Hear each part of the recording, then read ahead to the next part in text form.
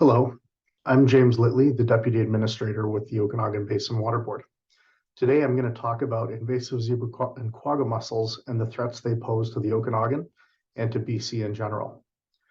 This image shows 3 invasive mussels on a bolt that just came out of a boat coming from Quebec and being inspected in Kelowna in 2015.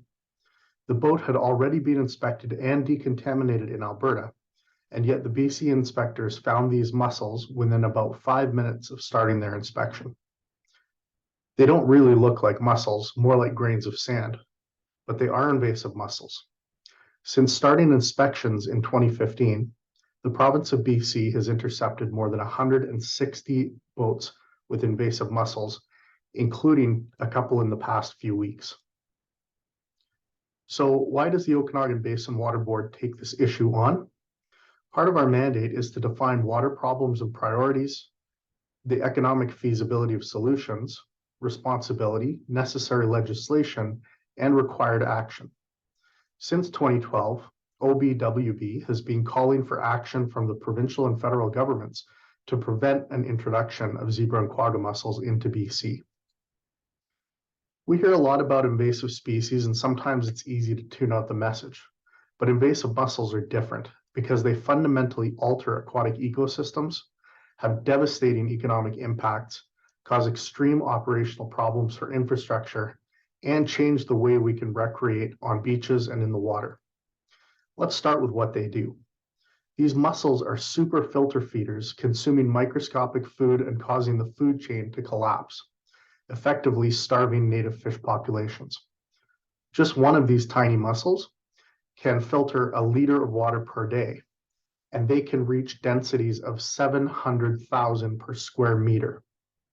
Once the water is filtered, it becomes extremely clear, allowing sunlight to penetrate deeper, increasing water temperature and encouraging the growth of aquatic weeds. The mussels can then attach to the stems of the weeds as well. These changes in water chemistry also promote the growth of toxic algae blooms and reduce the zone where fish can survive. This year, the province of BC updated their report on the potential economic impact of invasive mussels if they spread throughout the province. This includes a range of $64 to $129 million per year. Up to $92.5 million would be for infrastructure costs, $8.1 million for extra maintenance on boats and marinas, $12.6 million in lost profits and revenue from tourism, $30.2 million in annualized loss in property value and lost property taxes, and this doesn't include the ecosystem effects or the loss of fish that I just spoke about. This is what beaches can look like after invasive mussels arrive. Keep in mind, each of these shells is only about the size of your thumbnail, and their edges are razor sharp. This is from Global News photo in 2018 from Lake Winnipeg, just 5 years after invasive mussels were first found in that lake. These mussels have about a 4-year lifespan, after which their shells become loose and they're pushed by wind and waves into the beaches. The summer they took this photo, in some areas the shells were almost 2 feet deep. They've since spread to at least 2 more major lakes in Manitoba. This is what they look like under the water. You can see that they thickly encrust any hard surface.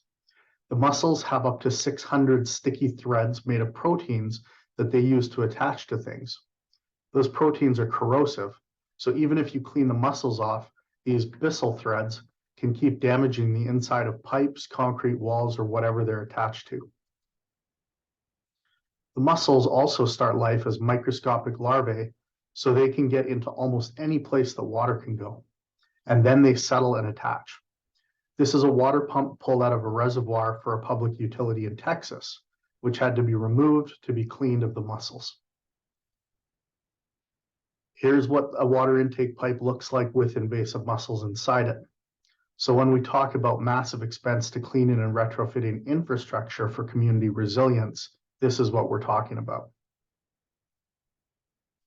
And it doesn't take long for them to colonize once they're in a system. In this case, in Lake Mead, Nevada, the pipe on the left is newly installed in the water. Then after 2 months, 4 months, and on the right, only 6 months after the infestation. Seeing this photo helps to understand how they reach densities of 700,000 per square meter as they even grow on each other's shells, causing thick clumps of mussels. Millions of mussels also excrete excess nutrients into the water, and after about 4 years of consuming all the healthy food, creating crystal clear water, the first generation begins to die off, leaving huge amounts of biological material and toxins like botulism and E. coli. Botulism in the Great Lakes, attributed to invasive mussels, caused 8,000 migratory bird deaths in the year 2000, up from only 311 the year before.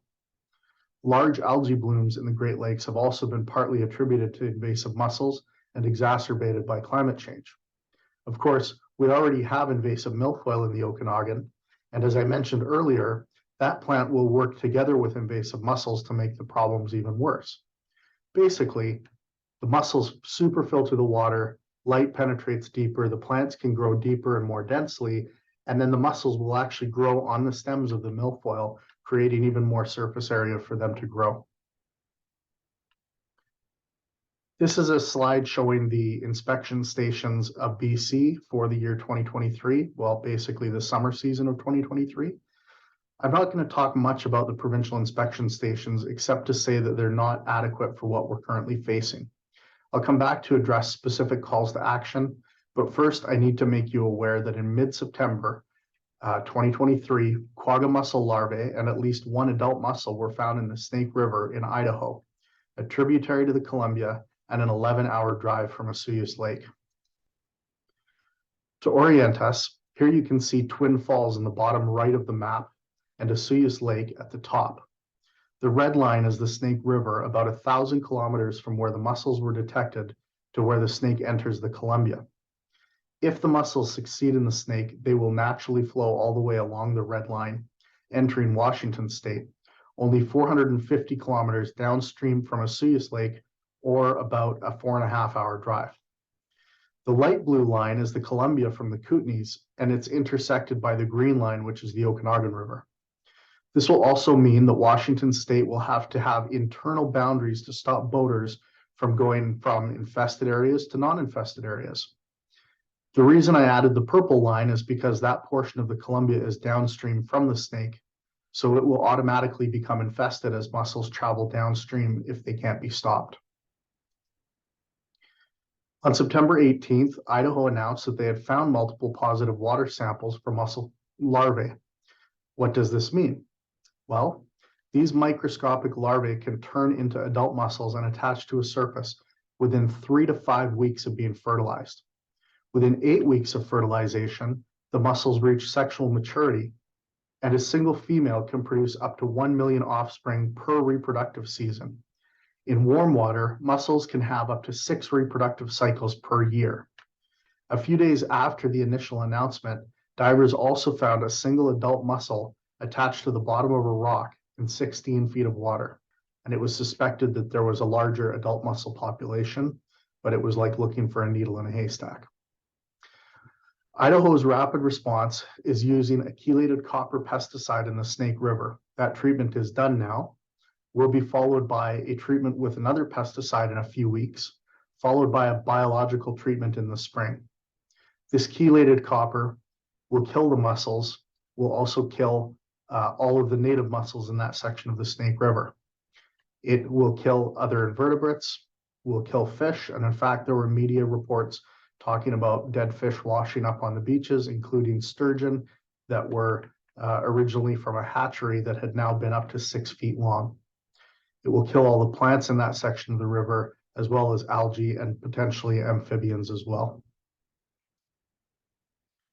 Just to add a sense of scale to this copper treatment, for a 26-kilometer stretch of the river from where it's added to where it's diluted sufficiently, Idaho will need to use over 116,000 liters of this pesticide, or the equivalent of almost 4 of this tanker truck trailer full.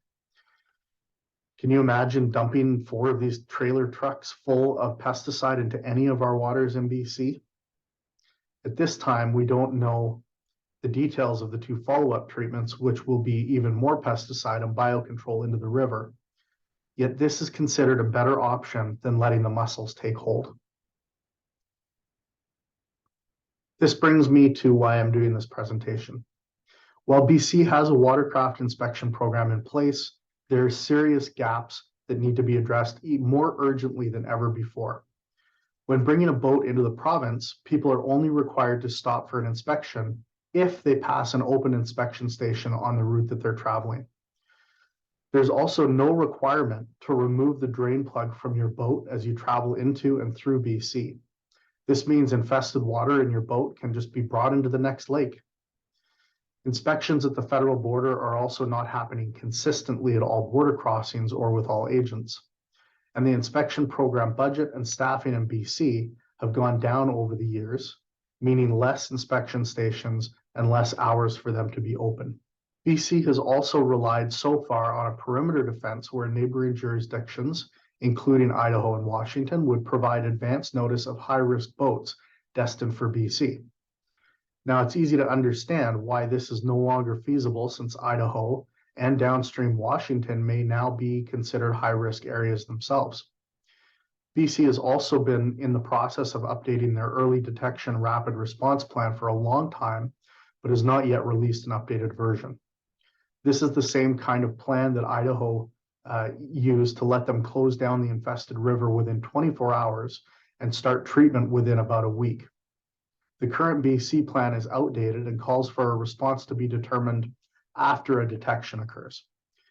We think that regional planning in advance can make any rapid response a lot more rapid, giving us a better chance to deal with any detection before it spreads within the province.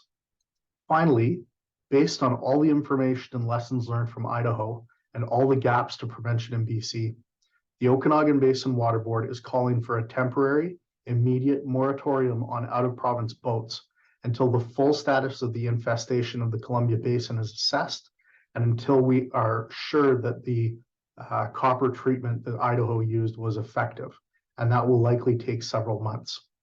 So what does this mean? Likely means a moratorium until at least spring next year, 2024, when more water samples can determine the effectiveness of the treatment in Idaho. More importantly, it means that infested boats would not enter the province at all, and that the province could have a chance to address these gaps in the inspection system before opening back up to out-of-province boats.